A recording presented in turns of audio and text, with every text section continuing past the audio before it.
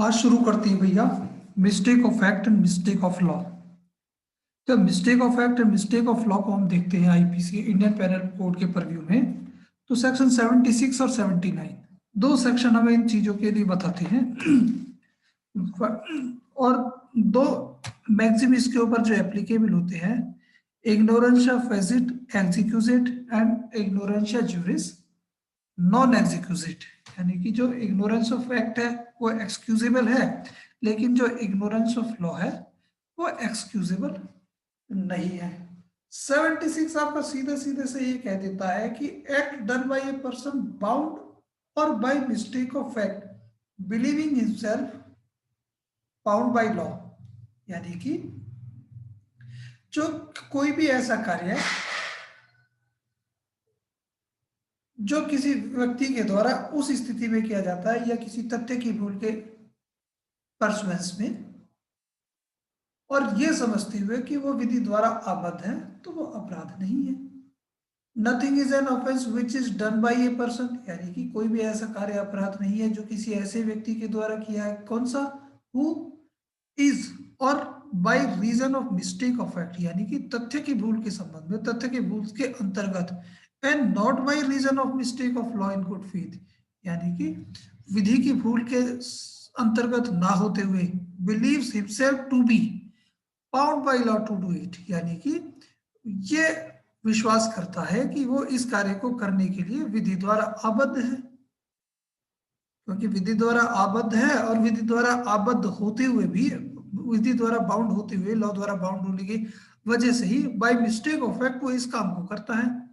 तो इस तरीके के जो काम होंगे वो अपराध नहीं होंगे। यहाँ जो हम देखते हैं भैया 76 से लेकर के 106 तक का जो पोर्शन है वो आपका आता है जनरल एक्सेप्शन। जनरल एक्सेप्शन यानी कि जो सामान्य अपवाद है, उन परिस्थितियों की बात करते हैं जिनमें कोई भी कार्य ये माना जाता है कि अपराध तो है, लेकिन जनरल एक्सेप्शन की कैटेगरी में आने की वजह से वो उस परिस्थिति में अपराध नहीं होता है। यानी कि अपराध वाली परिस्थिति वहां नहीं होती है। तो अब इसका भैया इलस्ट्रेशन आप देख लीजिए। इलस्ट्रेशन पहला कहता है a soldier fires on a mob by the order of his superior officer. अब यहाँ पे एक शब्द ध्यान रखिएगा, in conformity with the commands of the law. यानी कि भाई सुपीरियर ऑफिसर के द्वारा एक आदेश दिया गया है और आदेश के अंतर्गत, यानी कि इन जो उसने कमांड दी है उसको इन कन्फर्मिटी सोच समझ लिया है। सोच समझने के बाद उसे ये दिखाई देता है कि वहां उसके उस आदेश से वो आबद्ध है और जो कार्य उसके द्वारा किया जाएगा that will be in good faith और बाय लॉ वो उचित है, प्रॉपर है। तब उस स्थिति में तो वो ही हैज कमिटेड नो ऑफेंस। उस स्थिति में ये माना जाएगा कि उसने कोई ऐसा कार्य नहीं किया है जो अपराध हो, यानी कि कोई अपराध नहीं किया है। जस्ट बी इलस्ट्रेशन आप देख सकते हैं, a an officer of a court of justice being ordered by that court to arrest Y and after due inquiry believing Z to be Y. यानी कि इंक्वायरी करता है और उसको दिखाई देता है कि जो जेड है वो ही वाई है और उसको जेड को अरेस्ट कर लेता है। A has committed no offence, उस समय भी उसने वहां कोई अपराध नहीं किया है। इसी तरीके से आप इसके साथ जब देखोगे सेक्शन 79, दो चीजें आपको जैसे देखती है। वहां हमने देखा था कि भैया बाउंड बाय लॉ है, यहाँ हम कहते हैं act done by a person justified और by mistake of fact believing himself justified by law. यानी कि उसे जो लॉ है उसे न्यायानुमत करता है या जस्टिफाई करता है। अब यहाँ पर जब आप 76 के परिव्यू में देख रहे हैं तो what do you mean by mistake? आखिर मिस्टेक से तात्पर्य क्या है? मिस्टेक का मतलब क्या है? मिस्टेक क्या है? सीधा सीधा सा एक ऐसा स्लिप है। Means mistake means a slip not by design.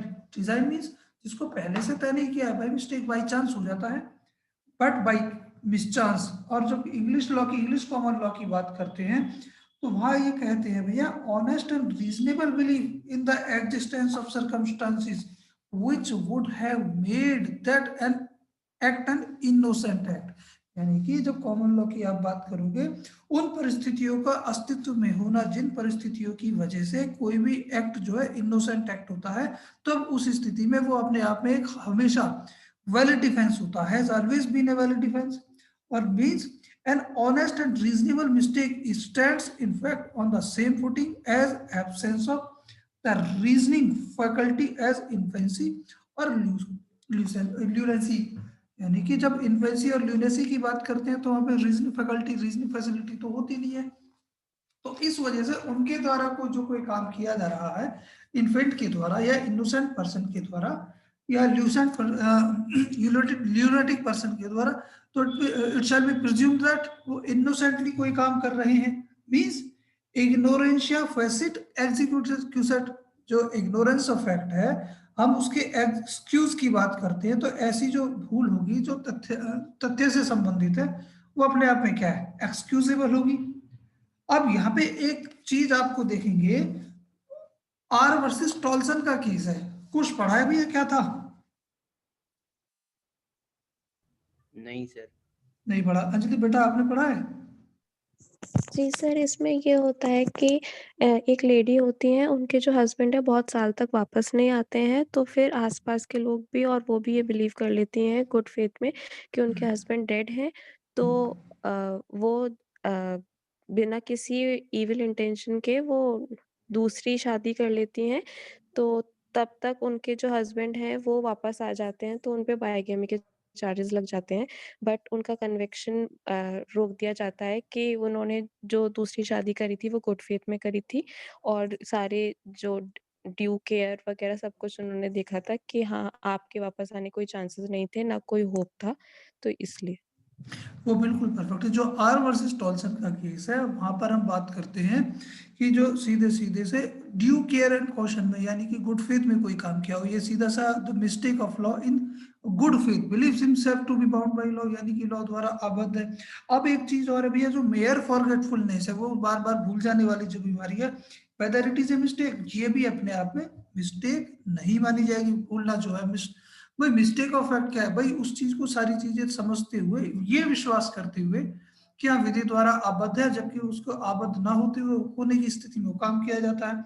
जबकि mistake of fact implies mistake as true identities, यानी कि जो मिस्टेक ऑफ फैक्ट है वो इस चीज को भी इम्प्लीकेट करती है जो वास्तविक सत्य है, वास्तविक पहचान है। और मिस्टेक इज सेंसेसरी, और जो मिस्टेक क्या है, जो फिजिकल सेंस में की गई है, perception such as temporary distortion of imagination, इन सारी चीजों को भी क्या है वो इंक्लूड कर लेती है उसके अंदर।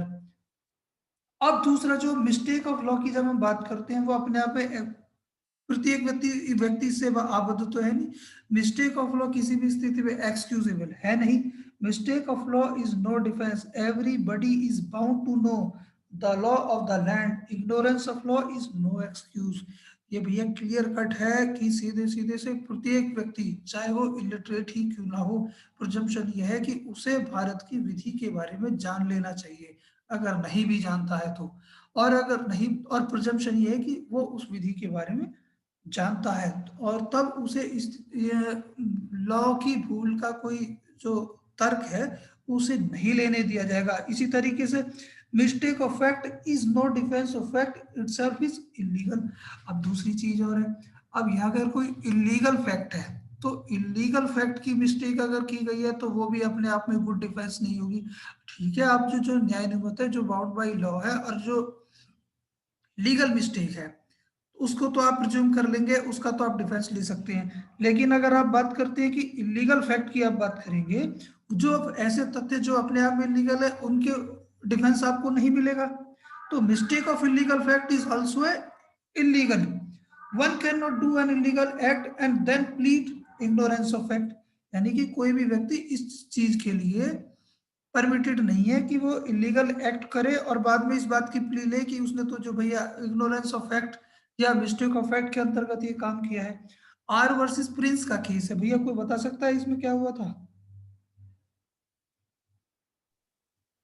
सर इसमें एक पर्सन होता है, वो एक 16 ईयर की लड़की को एब्डक्ट कर लेता है एंड जब फिर उन पे चार्जेस लगाए जाते हैं, तो वो कहते हैं कि मुझे तो लगा था देखने से कि ये 18 ईयर एंड अबव है, तो मेरा तो कोई इंटेंशन नहीं था और कि गलत करने का। तो उसमें ये बोला जाता है कि आप कर तो जो रहे थे, यानी कि आप एब्डक्ट एब्डक्ट कर रहे थे, वो तो इल्लीगल ही है। बिल्कुल आप करेक्ट है उसमें बेटा। बिलीव नहीं मतलब ये कर सीधा सा जो आर वर्सेस प्रिंस का केस है, the person was prosecuted for abducting a girl below the age of 16 years, और इस विश्वास के अंदर तक ये विश्वास ये था कि शी वाज अबव 18 ईयर्स, और जो एक्यूज जो है अपने आप को गिल्टी हेल्ड किया गया, और रीजन यही है कि भाई जो आपका जो एक्ट है वो अपने आप में क्या है, इविल इंटेंशन के साथ था। एबडक्शन क्या अपने आप में एक अपराध है, अब वो चाहे 18 वर्ष की हो या 16 वर्ष की लड़की हो, एबडक्शन मीन्स एबडक्शन। दूसरा एक चीज और आती है भैया, रेस्पोंडेंट सुपीरियर का एक कॉन्सेप्ट है। रेस्पोंडेंट सुपीरियर मीन्स यानी कि कई बार कि ये देखा जाता है कि आपके मालिक ने आपको कुछ कहा और आप उसे कर देते हैं ये मानते हुए कि आप बाई लॉ यानी कि या किसी प्रेशर की वजह से आप आबद्ध हैं और आपके द्वारा ये किया जाना है। तब उस स्थिति में यह नहीं कि obedience of a legal order comes within the ambit of the expression bound by law। जैसे कि आपका ये पहला इलस्ट्रेशन कहता है, पहला इलस्ट्रेशन किस चीज की बात करता है, लीगल ऑर्डर की बात करता है। अगर आप किसी लीगल ऑर्डर के फर्दरेंस में कोई काम किया जा रहा है, that shall be comes under the purview of section 76।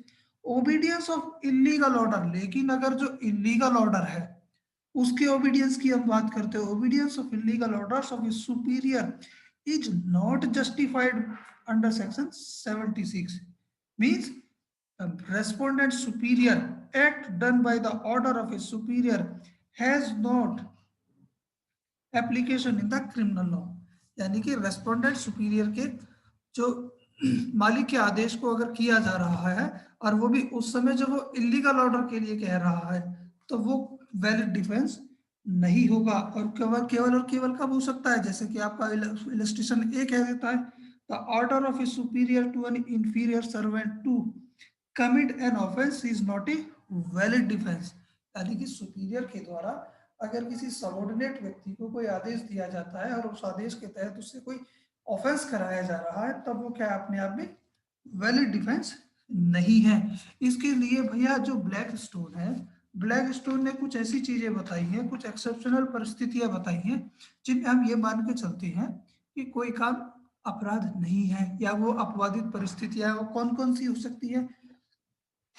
Where there is no will in the doing of an act, as in the act of an infant, an insane or an intoxicated person।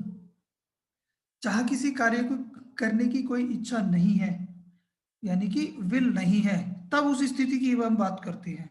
There is no will in the doing of an act, कोई इच्छा नहीं है, जैसे कि कोई infant का कार्य हो, इन्फेंट के द्वारा एक्ट किया गया जा रहा है, या किसी इंसेन के द्वारा किया जा रहा है, या किसी इंटॉक्सिकेटेड पर्सन के द्वारा किया जा रहा है। इसी तरीके से जो दूसरी चीज हम देखते हैं, where the will is not directed to the deed as in case of mistake और इग्नोरेंस।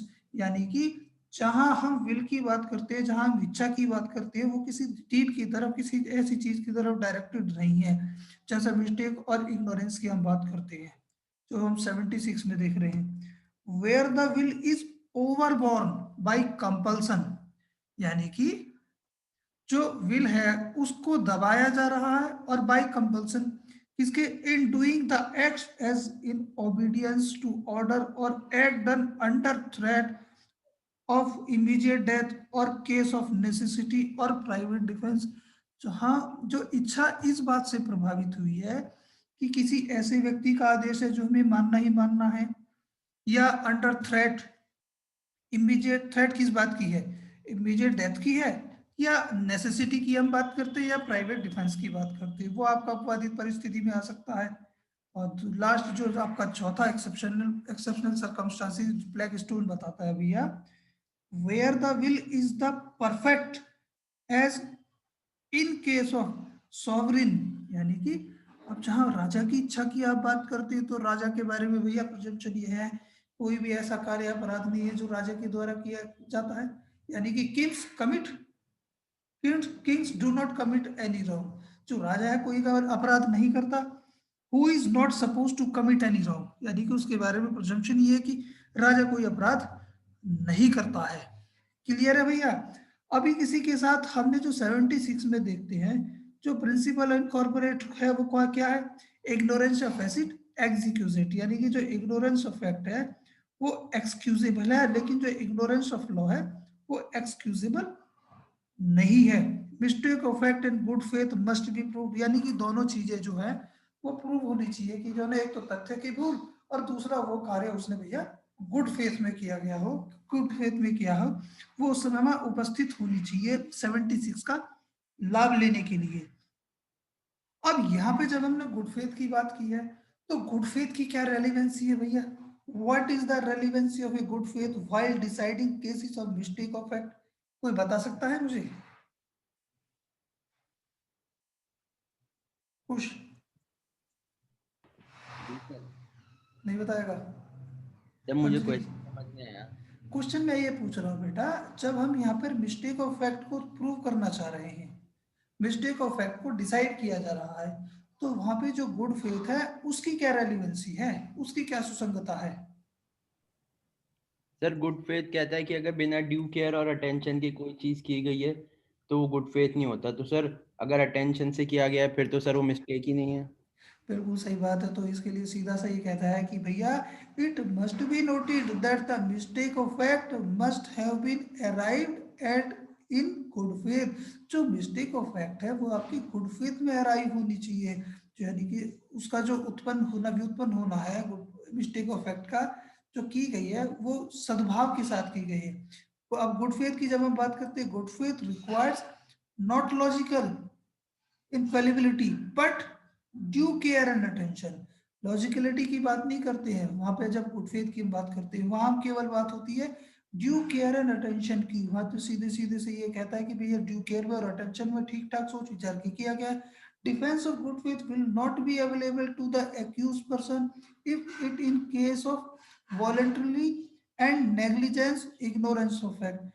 जो गुड फेथ की हम बात करते हैं या मिस्टेक ऑफ फैक्ट की हम बात करते हैं, उस व्यक्ति को इस बात का लाभ, उस व्यक्ति को लाभ नहीं मिलेगा जिसने या तो स्वेच्छा से कोई काम किया अपनी इच्छा से और नेग्लिजेंटली किया है, कि तथ्य को इग्नोर करते हुए। In the doing of the act when act was done either rashly और negligently and doing of act will be incompatible with faith, यानी कि सीधे सीधे से जो फेथ है, जो विश्वास है, उसके साथ उसकी कंपेटेबिलिटी बनती ही नहीं है। अगर कोई काम आपको मालूम है, देखो यहाँ पे हम देखते हैं जब रेस्टलेसली कब कहते हैं हम, यानी कि वॉलेंटरली की जब हम बात करेंगे, कोई कार्य जब स्वेच्छा से किया जा रहा है, या नेग्लिजेंटली हम देखते हैं, तो नेग्लिजेंटली में नोइंगली और रेस्टलेसली ये सारी चीजें इंक्लूड होती हैं। अगर किसी चीज के बारे में आपको पता है कि गाड़ी तेज चलाने से कोई दुर्घटना हो सकती है, चाहे आप सद्भाव में भी ये नहीं जान, आपकी इंटेंशन ना भी हो किसी व्यक्ति को मारने की, और आप कोई एक्सीडेंट कर देते हैं, तब भी वहां प्रिजम्पशन यही रेज होगी, क्योंकि as you were drive a bike recklessly और वेरी फास्ट, मींस नेग्लिजेंटली आप चला रहे थे जानबूझ करके, और इस बात को भैया सभी को मालूम है तेज चलाने से जो एक्सीडेंट है वो तो हो ही सकता है, उसमें तो कहीं ऐसी कोई डाउट है ही नहीं। इसी के साथ ये जब आप सेक्शन 79 देखते हैं, act done by a person justified और by mistake of act believing himself justified by law. देखो कुछ देखना क्या लिखा हुआ भैया। Nothing is an offense which is done by any person who is justified by law or who by reason of a mistake of fact and not by reason of mistake of law in good faith believes himself to be justified by law in doing it. Clear है? यानी कि सीधे सीधे अब ये हम ये देखते हैं, जब दोनों ही सेक्शन में हम डिफरेंशिएट करके चलते हैं 76 में और 79 में, तो 76 में सबसे पहले जो डिफरेंशिएट की हम बात करेंगे, जो person is assume to be bound, यानी कि वहां पे व्यक्ति को प्रिज्यूम किया गया है कि विधि द्वारा आबद्ध है, बाउंड है। और जबकि हम बाद वाली स्थिति में देखते हैं 79 में, तो जब person is presume to be justified by law, वहां पे उसे लॉ के द्वारा जस्टिफाई किया गया है, उसे न्यायानुमत है किसी कार्य को करने के लिए। और इसी तरीके से जब डिस्टिंक्शन दूसरा ये है बिटवीन ए रियल और supposed legal obligation and a real और सपोज्ड लीगल जस्टिफिकेशन। पहली स्थिति में हम देखते हैं कि जो ना रियल ऑब्लिगेशन की हम बात करते हैं कि उस व्यक्ति की जिम्मेवारी है, तो इस वजह से उसने वो काम किया है। जबकि आप 79 में देखते हैं तो ये जस्टिफिकेशन है, किसका? लीगल जस्टिफिकेशन है किसी कार्य को करने के लिए। और दोनों ही सेक्शन में हम जब बात करते हैं bona fide intention to advance the law, यानी कि लॉ को एडवांस करने के लिए सीधे सीधे से दोनों ही सेक्शन में भैया आपका जो मेंशरिया है वो एब्सेंट है, इविल इंटेंशन दोनों में ही नहीं है। इसका इलस्ट्रेशन पढ़ देना बेटा एक बार Anjali. A sees Z commit what appears to A to be murder. A, in the exercise, to the best of his judgment, exerted in good faith of the power which the law gives to all persons of apprehending murderers in the act, seizes Z in order to bring Z before the proper authorities. A has committed no offense, though it may turn out that Z was acting in self defense. अब भैया जब हम 79 की हम बात करते हैं तो 79 के साथ कुछ केस लॉ में बता देता हूँ, वो देख लीजिएगा। एक है चिरंजीव वर्सेस स्टेट का केस है, 1952 का है, क्रिमिनल लॉ जनरल का। इसको आप नोट कर लीजिएगा, पढ़ लीजिएगा एक बार। और दूसरा है वयम सिंह वर्सेस एम्परर का केस है 1962 का, वयम सिंह का। और तीसरा केस है भैया state of Orissa versus Ram Bahadur Thapa, all India reporter 1961, ये उड़ीसा का है, 161 पेज नंबर है। ये तीनों केस लो भैया आप देख लीजिएगा। इसके बाद हम 77 सर और रिपीट कर दीजिए एक बारी। तीनों केस लो भैया। सर 2 लास्ट वाले 2। एक तो वरियम सिंह वर्सेस एम्परर का केस है, ऑल इंडिया रिपोर्टर 1962 का, लाहौर का है ये। और दूसरा है state of Orissa versus Ram Bahadur Thapa.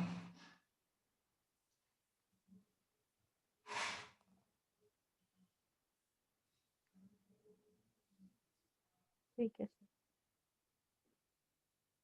इसके बाद भैया देख लीजिए 77 और 78। एक्ट ऑफ ए जज, भैया जज साहब के द्वारा कोई भी काम अपने ऑफिशियल ड्यूटी को परफॉर्मेंस में किया गया है वो अपराध नहीं है। एक्ट ऑफ ए जज when acting judicially, nothing is offence which is done by ए जज when acting judicially in the exercise of any power which is or which in good faith he believes to be given to him by law। यानी कि अब विधि द्वारा वो उस काम को करने के लिए अधिकृत है और इसी विश्वास के साथ उन्होंने गुड फेथ में अगर किसी को फांसी दे भी दी है, कोई दिक्कत नहीं है। अब जो फांसी जज साहब के द्वारा दी गई है वो जल्लाद के द्वारा 78 में लटका दिया गया है, तो वहां पर जल्लाद के द्वारा किया गया कोई कार्य भी भैया अपराध नहीं है। 78 जो कहता है act done pursuant to the judgment और ऑर्डर ऑफ ए कोर्ट, जो जजमेंट में फांसी मिली वो 78 में जल्लाद ने उन्हें लटका दिया, जिसे आप हैंगमैन चाहे तो नोट कर लीजिएगा 78 के सामने। Nothing which is done in pursuance of और which is warranted by the judgment or order of a court of justice if done while such judgment or order remains in force। उस समय किया गया है जब वो प्रवर्तन में थे, इनफोर्स में थे, और वो ऐसा कार्य अपराध नहीं है। Is an offence notwithstanding the court में have had no jurisdiction to pass such judgment, चाहे वो कोर्ट को जुरिडिक्शन हो या ना हो, इस बात के होते हुए अगर कोर्ट के द्वारा पास किया गया है कोई जजमेंट और उसके परसुएंस में जल्लाद भाई साहब ने उसे लटका दिया है, तो उनके द्वारा कोई कार्य उस समय अपराध नहीं है। Provided the person doing the act in good faith believes that the court had such jurisdiction, और वो सीधे सीधे से बशर्ते कि उस व्यक्ति ने जिसने वो टांगा है ना, उसको ये विश्वास है कि जो कोर्ट के द्वारा पास किया गया है गुड फेथ में, उसे उसको करने का क्षेत्राधिकार प्राप्त था। लास्ट भी हम देख लेते हैं एक्सीडेंट की। Nothing is an offence which is done by accident और मिसफॉर्चून, अभाग्य की वजह से ये फॉर्चुनेटली कोई चीज हो जाती है, and without any criminal intention और नॉलेज, बिना किसी इविल इंटेंशन के, बिना किसी इविल नॉलेज के, इन the doing of A lawful act. आप धीरे धीरे सड़क पे जा रहे हैं, भैया गिर गए बाइक से और उससे किसी को चोट लग जाती है, दैट इज एक्सीडेंट, वो आपका 80 का लाभ आपको मिल जाएगा। Act in lawful manner by lawful means and with proper care and caution. Illustration इसका देख लीजिए, ये कुछ पढ़ देना क्या लिखा हुआ बेटा। A is at work with a hatchet. The head flies off and kills a man who is standing by. Here, if there was no want of proper caution on the part of A, his act is excusable and not an offense. सीधी सी बात है भैया, कुल्हाड़ी से लकड़ी काट रहा है जंगल में, आसपास कोई है नहीं, काट रहा है, काटते काटते भैया उसके जो कुल्हाड़ी का फल है आगे से निकला और वहां से एक व्यक्ति निकल रहा था, उसे जाके लग गया, बाई मिसफॉर्चून है, तो उस स्थिति में उसके द्वारा किया गया कार्य वो भैया अपराध नहीं है। यहाँ तक तो ये इतना ही देखेंगे, क्योंकि जो सेक्शन 81 है डॉक्ट्राइन ऑफ नेसेसिटी की बात करेंगे, उसमें थोड़ा सा बड़ा है, मतलब उसे 25-30 मिनट चाहिए, उसको तब देखते हैं।